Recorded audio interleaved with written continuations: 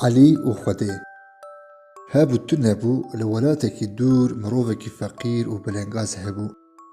ناوی وی عەلی بوو ڕۆژێکی عەلی دەبێژە ez ê biçim ji Xwedê rizqê xwe bixwazim û bi rê dikeve diçe Elî di rê de rastî gurekî tê gur dibêje xêr e tu bi ku ve dilêzînî Elî dibêje ez ê biçime li ba Xwedê jê rizqê xwe bixwazim gur dibêje ev çend rojên ez jî birçîme ji kerema xwe ji bo min jî bixwaze Elî rêya xwe didomîne diçe rastî mirovekî alim tê alim dibêje xêr e tu bi ku ve diçî Elî dibêje ez ê biçime li ba Xwedê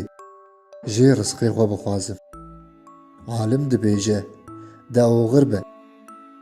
lê te di rê de çi dît were ji min re bibêje Elî rêya xwe didomîne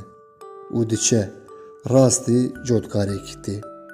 dihêna xwe didê ku cotkar çi dike çawa dike gayên wî rast naçin gayek vî alî diçe yek wî alî Elî dibêje bira qewet be gelo bo çi gayên te rast naçin cotkar dibêje qet pirs neke ez çi dikim çawa dikim bi wan nikarim Elî jê dibore diçe dibîne ku mirovekî elbika avê dibe ser çem dijî av dike lê hêj nagihêje malê ava wî tev diroje mêrek ji sibê heta êvarê avê dikişîne bes hêj dilopek av nebiriye mala xwe Elî dibêje bira xêr e çima av di elbika te de namîne mêrek lê vedigera û dibêje wele ez jî pê nizanim her roj halê min ev hal e Elî ji wî jî derbas dibe diçe wê carê rastî jineke gundî tê dibîne ku jinek çi qas gozên xwe li ser qubeya xanê radixe ku zûwa bibin gozên wê tev kilor dibin dikevin erdê jinik sibê heta êvarê vî karî dike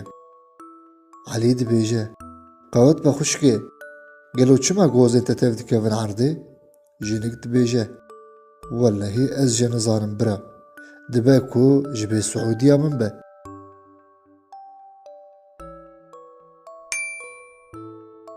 Ewilê daxwaza xwe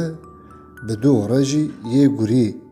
jê dixwaze Xwedê dibêje wê nan û ava te dibin çengê te de ye yê gurê jî dê biçe li ber ningê wî Elî paş ve vedigere diçe li ba alim dibêje te di rêwîtiya xwe de çi dîtin Elî dibêje cara ewil ez rastî cotkarekî hatim ku çi dikir gayên wî rast nediçûn gelo sedama wî çi bû alim lê vedigere û dibêje ew mala bêaqûbet e karê wan rast nameşe êdî te çi dît Elî dibêje mirovekî elbik dibire çem dijî av dikir lê hêj nedigihîşte malê ava wî tev dirijiya gelo sedema wî çi ye alim dibêje di mala wî de dizî heye lo me her çi qas bibe malê jî xêra wê tune ye çawa tê wisa jî diçe êdî te çi dît Elî dibêje wekî din ez rastî jinekekî hatim wê çi qas gozên xwe li ser qubeya xênî radixist gozên wê kilor dibûn diketin erdê gelo ew çima werdibû alim dibêje ew fesadiya nava malê ye xeberê mala wê diçine derve loma ew çawa dike gozên wê li ser balî nasêkinin Elî gotinê alim baş fêm dike ji xwe re dike guhar û dixe goyê xwe xatirê xwe jê dixwaze û diçe li ba gur dibêje te ji Xwedê re çi got Elî dibêje got nan û ava te di binê çengê te de ye gur dibêje lêya min gotiya wî jî dê biçe ber lingê wî gur dibêje Xuya ye ku rizqê min jî tu yî.